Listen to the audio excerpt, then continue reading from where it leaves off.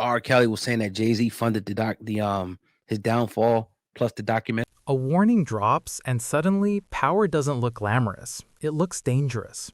What most people brushed off as loud industry drama, messy business disputes, and internet noise starts to feel heavier. The tone shifts. The stakes feel different. Because when a message circulates claiming Nicki Minaj warned R. Kelly that JayZ allegedly greenlit harm against him, it stops sounding like gossip and starts sounding like retaliation with real consequences.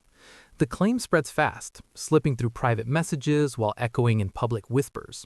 At the same time, Kelly's legal team is filing emergency motions from federal custody, arguing that people inside the system are trying to finish him. That language alone raises eyebrows.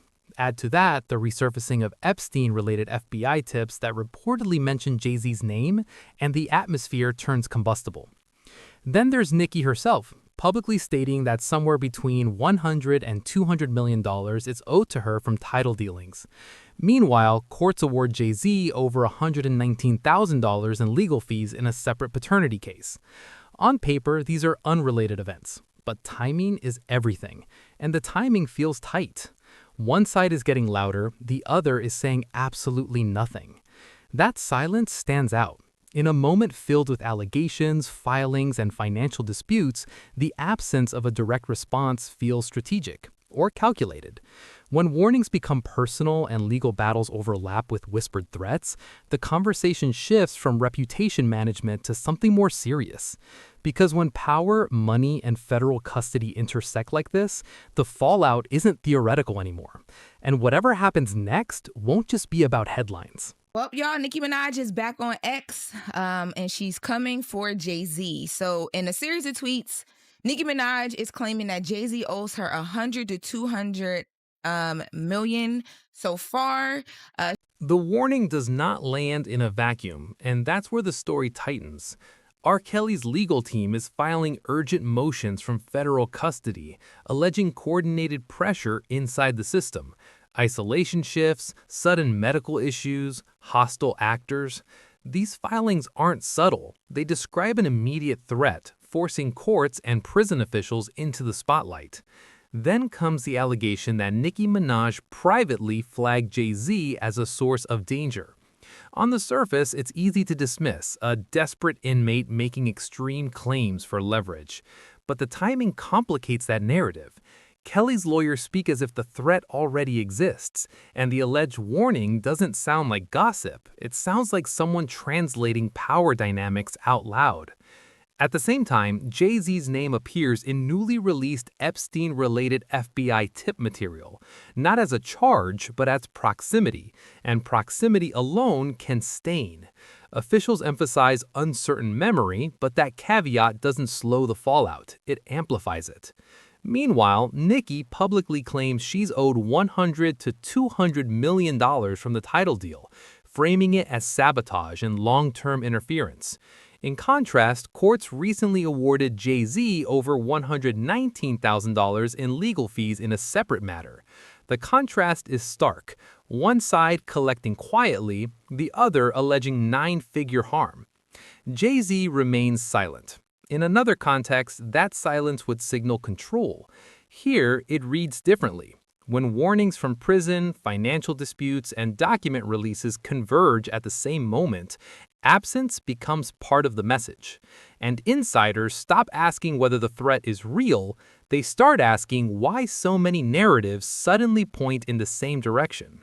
How she feels like blogs and online platforms don't touch what she's saying, and they don't cover all of her words fully because it's JayZ and Roc Nation. Well, I'll tell you this, I have no idea about their business, but if someone owed me $200 million, then I would be in court, not on X, and I guarantee you if she ever took that to court, that would be a huge story. The cultural pressure doesn't help. 50 Cent resurfaces a 2006 lyric that hits differently under current scrutiny, pairing it with a provocative image and a caption daring anyone to explain it away. The line spreads not because it's new, but because it fits the moment. Archives never sleep. What once sounded like braggadocio now lands as context. At first, people call it trolling, but then it sits next to everything else: document releases, prison filings, financial disputes, strategic silence. Industry veterans know reputations rarely collapse from one blow. They erode through accumulation. Each resurfaced detail adds weight, and the stack is starting to bend perception. That's why the alleged warning matters. It doesn't stand alone. It attaches itself to a climate already charged with suspicion. When Kelly's legal team alleges coordinated pressure inside the system, and Nicki allegedly points outward, the lyric scandal stops being entertainment and starts becoming atmosphere.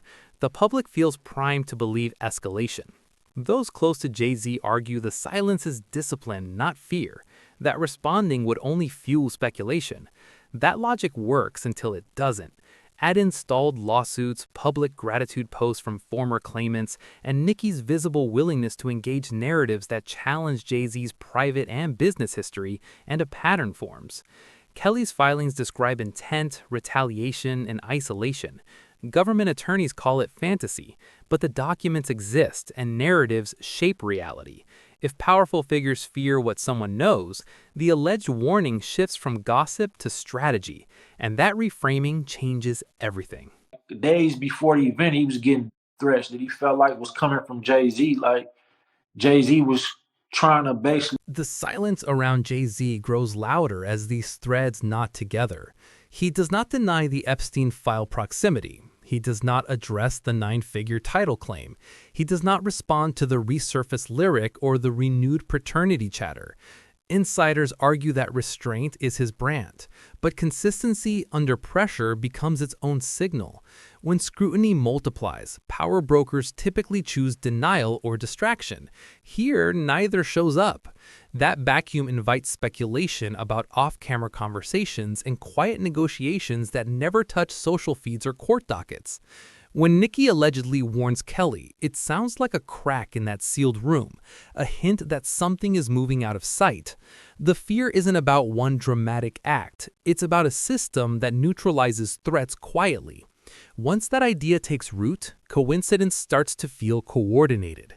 The incentives don't line up cleanly. If Kelly's filings are pure strategy, why do they surface alongside unrelated document releases and financial disputes? If Nicki's warning is theater, why does it mirror the anxiety described in legal papers? If JayZ's silence signals strength, why does it now sit beside multiple open fronts at once? Industry voices say these questions circulate privately because no one wants to be first to say the uncomfortable part aloud. It feels less like chaos and more like a stress test of influence. Who speaks, who stays quiet, and who absorbs the fallout? If the warning is real, the risk is closer than admitted. If it isn't, someone benefits from the belief that it could be, and that belief alone can shift power. They looking good, breaking records, you going viral for having a weird-shaped ass, and you ain't dropped no music that's doing well in a long time, and now you're no longer the reigning queen of anything.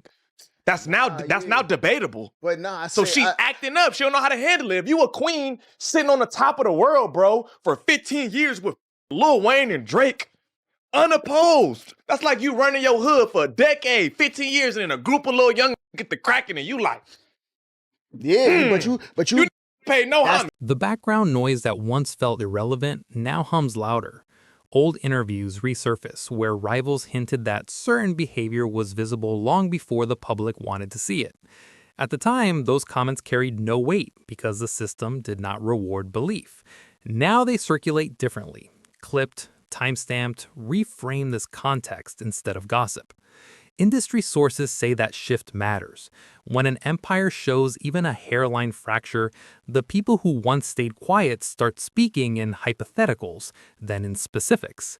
That is why the resurfaced lyric drama refuses to fade. It lingers as proof that old passwords eventually expire. What once sounded like bravado now reads like liability. The alleged warning to Kelly lands inside that reframing. It implies that behavior once tolerated is now dangerous exposure. The fear is not that one individual collapses.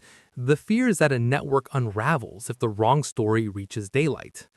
Money keeps shaping the geometry of this conflict, even when it is not named outright. Executives who negotiate at this level say disputes rarely remain financial. They metastasize into loyalty tests and quiet power plays. When Nicki repeats the 9-figure claim, insiders insist it is less about accounting and more about hierarchy, who commands respect and who sets the terms. The number functions like a pressure gauge. The higher it climbs, the more it challenges the idea that one person controls the scoreboard. Layer that onto allegations of sabotage and interference, and the tension stops feeling abstract. If Kelly is perceived as a loose end with memories and grievances, then his safety narrative becomes leverage, whether acknowledged publicly or not. People in the business whisper that this is how conflicts escalate without ever exploding in open war. Threats do not need to be explicit. When incentives align and silence sits at the top, uncertainty becomes the weapon, and everyone watches to see which lever moves next. Apparently, Nicki Minaj has dragged JayZ to filth. She blasts him for being evil and spiteful. The paternity noise, dismissed by many as fringe, gains weight when placed beside everything else unfolding at once. It is not about the claim itself anymore. It is about who chooses to engage with it. When Nicki interacts publicly and invokes powerful allies, it signals a willingness to legitimize pressure outside formal legal channels. Courts can close cases, but they cannot shut down attention. And attention, in this climate, functions like leverage. Industry veterans say that tactic forces influential figures into an uncomfortable bind. Respond and amplify the allegation, or remain silent and allow the narrative to evolve unchecked. The alleged warning to Kelly mirrors that same dilemma. It takes what could be written off as paranoia and anchors it to a recognizable power structure. Once a name with real capital is attached, the story shifts categories. It is no longer fringe, it becomes combustible. The strategy does not require airtight proof to gain traction. It requires plausibility. And right now, plausibility is abundant. Document releases, resurfaced interviews, financial accusations, old rivalries. They create an atmosphere where darker interpretations feel believable. That shift in perception is the real inflection point, because once belief spreads, behavior changes. Security tightens, legal strategies adjust, silence becomes calculated rather than passive. There's also the question of why Kelly becomes the focal point in this swirl. People close to past collaborations suggest he represents a convergence of liabilities others do not. His incarceration makes him both visible and vulnerable. His history makes him symbolically loaded. When his team frames his prison experience as retaliation for disclosures, it introduces the idea that information is currency. The alleged warning intensifies that narrative by implying the information threatens someone powerful enough to respond indirectly. Government pushback, procedural and firm, does little to calm speculation.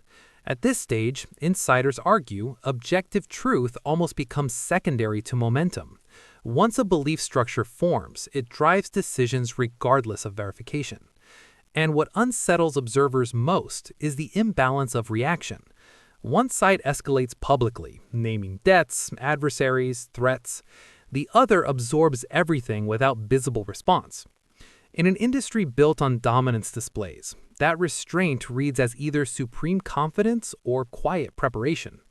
Veterans who have watched similar standoffs unfold say both interpretations lead to the same place: heightened risk for anyone positioned in between. That is why the alleged warning resonates. It reframes Kelly not as a lone defendant, but as potential collateral in a broader struggle over narrative control. And once people are viewed as pieces in a larger chess match, fallout stops being hypothetical. It becomes inevitable. It's a significant outcome for all victims of RKelly, and especially for the survivors who so bravely testified about the horrific and sadistic abuse they endured. RKelly is a predator, and as a result of our prosecution, he'll serve a long jail sentence for his crime. The scope keeps widening because none of these threads exist in isolation anymore. Each one reinforces the others. The document releases make old associations radioactive. The resurfaced rival comments make denial harder. The financial accusations make motive easier to read. The paternity engagement signals willingness to apply pressure from the margins, and the alleged warning ties it all together with one chilling implication. Harm does not need to be explicitly ordered to be understood. Industry insiders say this is the phase where experienced operators usually pause, because escalation beyond this point stops being tactical and starts being irreversible. Reputations can survive scandals. They can survive isolated accusations. What they rarely survive is a pattern that feels coordinated, cumulative, and directional. Right now, the pattern suggests a system under visible strain. Loyalty fractures, selective silence, and information leaks creating stress along old fault lines. What stands out is that no one involved appears eager to de-escalate. Public language intensifies. Private silence calcifies. Strategic ambiguity replaces clarity. That combination rarely produces subtle outcomes. When narratives harden like this, the next development tends to arrive loudly, not quietly. And by the time everything settles, the final verdict may matter less than the precedent set. If alleged warnings, financial claims, document proximity, and revived rival commentary can collectively shift behavior without formal proof, then power itself begins to migrate.